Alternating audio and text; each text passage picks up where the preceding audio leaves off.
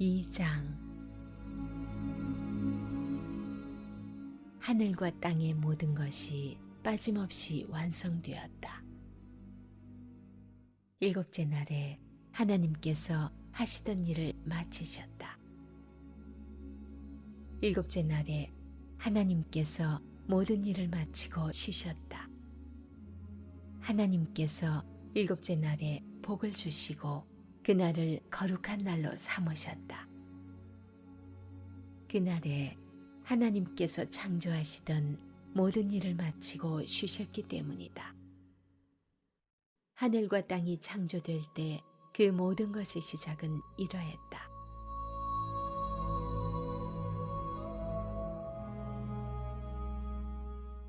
아담과 하와.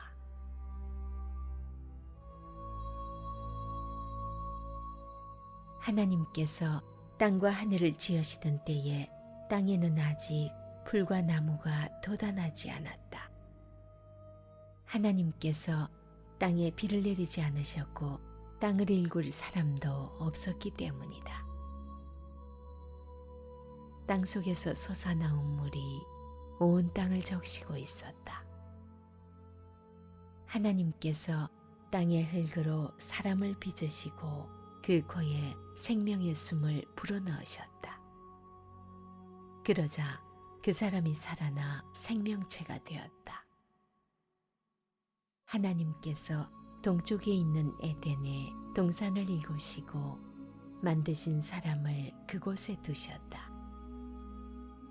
하나님께서는 보기에도 아름답고 먹기에도 좋은 온갖 나무를 그 땅에 자라게 하셨다.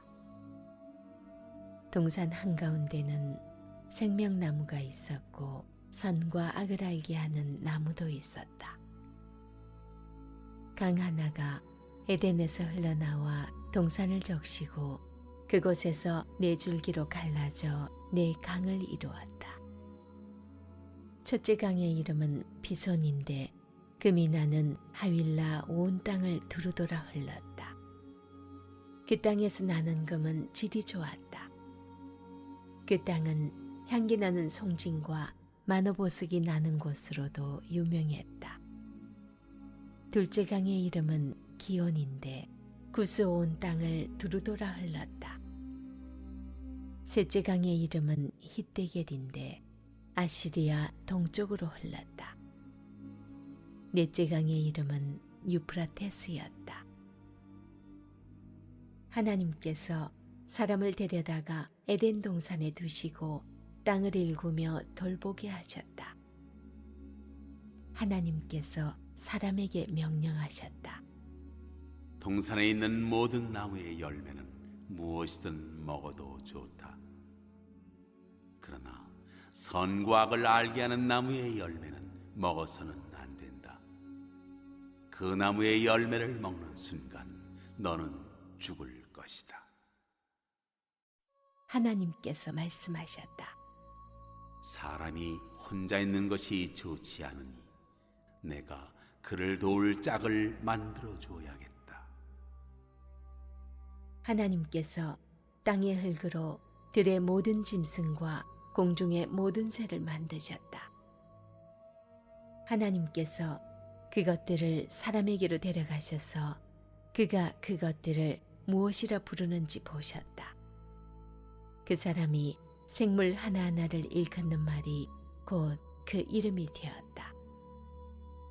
그 사람이 집짐승과 공중의 새와 들짐승에게 이름을 붙여주었으나 정작 자신에게 꼭 맞는 짝은 찾지 못했다. 하나님께서 남자를 깊이 잠들게 하셨다. 그가 잠들자 하나님께서 그의 갈빗대 하나를 떼어내고 그 자리를 살로 메우셨다. 하나님께서 남자에게서 떼어낸 갈빗대로 여자를 만드시고 그녀를 남자에게로 데려오셨다. 남자가 말했다. 드디어 나타났구나. 내 뼈 중에 뼈, 내 살 중에 살. 남자에게서 나왔으니 여자라고 부르리라. 그러므로 남자는 부모를 떠나 아내를 품에 안고 한 몸이 된다. 남자와 그의 아내는 둘 다 벌거벗었으나 부끄러워하지 않았다. 1절은 하나님의 6일 창조에 대한 요약입니다. 하지만 사람을 포함한 모든 피조물의 존재 목적은 제7일에 밝혀질 것입니다. 이로써 6일 창조가 완성됩니다. 하나님께서는 제7일에 그가 만드셨던 모든 일에서 쉬심으로써 당신이 만드시던 일을 완성하셨습니다. 마치셨습니다. 바꿔 말해 존재의 목적에 이르게 하셨습니다. 창조의 완성과 그 목적의 관계를 나타내는 이 같은 문체는 출애굽기 40장 33절 34절에서도 그대로 드러납니다. 성막이 완성된 후에 성막 본래의 목적이 실현됩니다. 목적을 가지는 어떤 일의 종결은 목적 성취를 위한 단계로 봐야 하는 것이죠.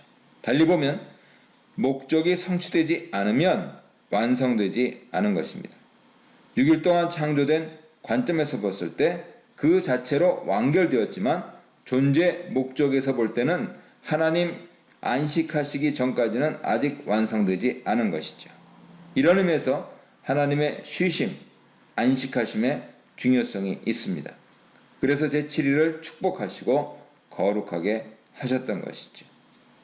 완성은 창조 때 있었던 과거일이면서 현재와 미래에도 유효합니다. 이런 관점에서 하나님의 안식하심은 시원적이며 동시에 종말적입니다. 영원한 유효성이 있다는 것이죠. 첫째로 제7일에는 저녁이 되고 아침이 되니라는 관용구가 나오지 않습니다. 둘째로 제7일에는 하나님께서 각 날과는 달리 구별하신 것을 나타냅니다. 그리고 반복적으로 7일을 언급하심으로써 그 영원한 특성을 나타내셨습니다. 그래서 과거에 그랬듯이 현재도 그렇고 미래도 그렇습니다. 그렇다면 과연 제7일은 누구를 위한 것인가? 이것은 인간이 어떻게 해야 하는지를 보여주시는 것이다. 이렇게 설명할 수 있습니다. 하나님께서는 제7일에 쉬셨습니다. 인간을 위한 것입니다. 인간은 하나님 모범을 따라야 한다 하는 것을 가르치시기 위함입니다.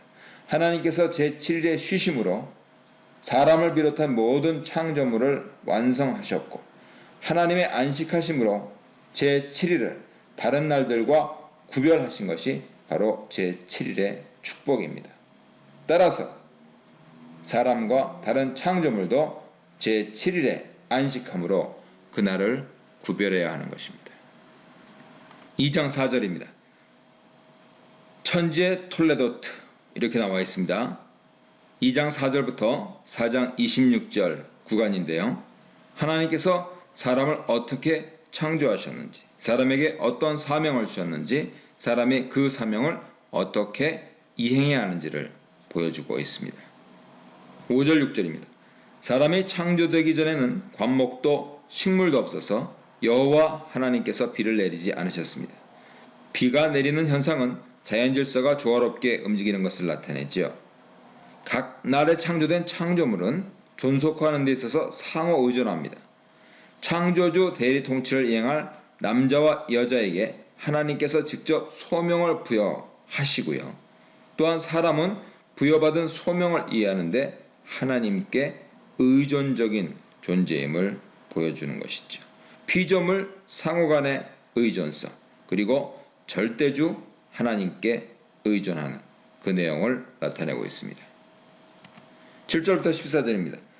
여호와 하나님은 창조 세계를 보살피고 다스리도록 아담 창조를 계획하시고 이행하셨습니다.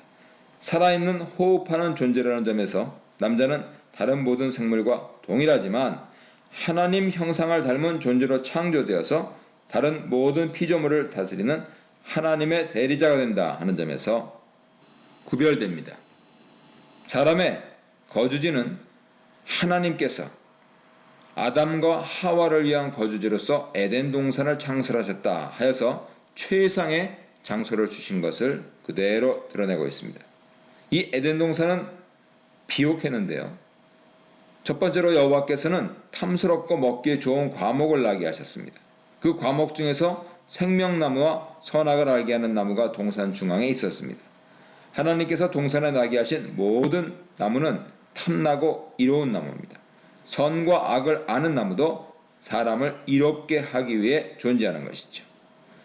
비옥한 동산을 위하여서 강이 에덴에서 흘러나와서 동산을 적시고 4개의 강으로 갈라져 흘러가고 있었습니다.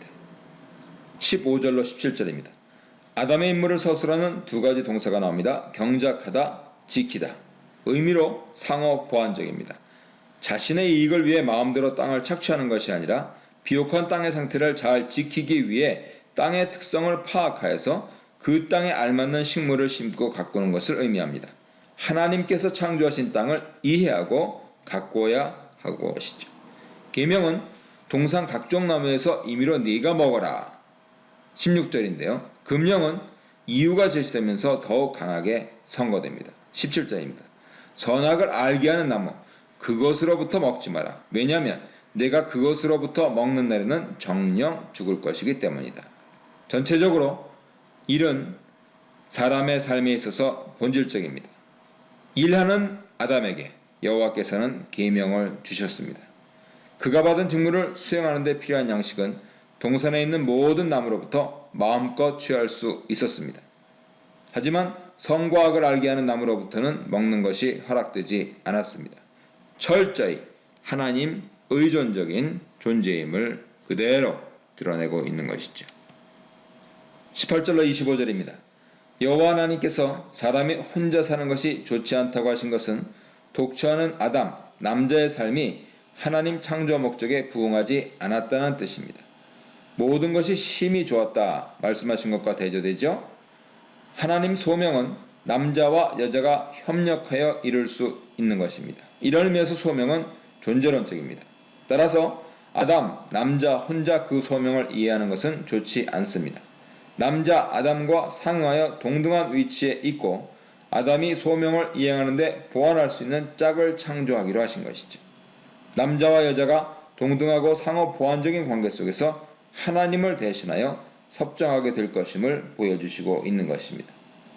하나님은 분명한 목적을 가지고 아담에게 동물 이름 짓는 일을 주셨습니다. 하나는 아담에게 홀로 다른 피조물들을 다스리는 일을 하는데 얼마나 부족한가 하는 점을 깨닫도록 하시기 위해서, 또한 배필과 함께 소명을 이행하면서 하나님의 쉼에 이르는 존재 목적을 이루어가게 하기 위해서였습니다. 이러한 하나님의 의도는 이름을 지어주는 과정에서 자기에게는 돕는 배필이 없다 하는 사실을 인식하는 데서 확인되고 있습니다. 하와를 창조하신 방법은 아담과 다릅니다. 하지만 하와의 창조 방법은 하나님께서 6일 창조에서 사역하신 체계와 상합합니다. 이미 창조된 물질에서 새로운 개체를 만드신 순서죠. 아담 몸의 일부로 하와를 만드셨기 때문에 두 사람은 동일한 지정의를 보유한 존재입니다. 물론 두 사람은 다릅니다. 남편이 아내에게 이름을 지어주는 행위를 통해 남자가 가정을 이끌어가는 가장이 되고, 아내는 배필로서 남편 리더십 아래 있게 됩니다. 남자가 부모의 리더십을 떠나서 자신의 리더십 아래 아내와 한 가정을 이룹니다. 첫 창조된 인간은 벌거벗었으나 부끄러워하지 않았습니다. 아담과 하와가 하나님과의 관계에서, 또한 부부관계에서 완벽한 조화를 이루고 있고, 에덴 동산의 풍요로움 속에서도 온전히 만족한 상태에 있다 하는 것을 성경이 말씀하시고 있습니다.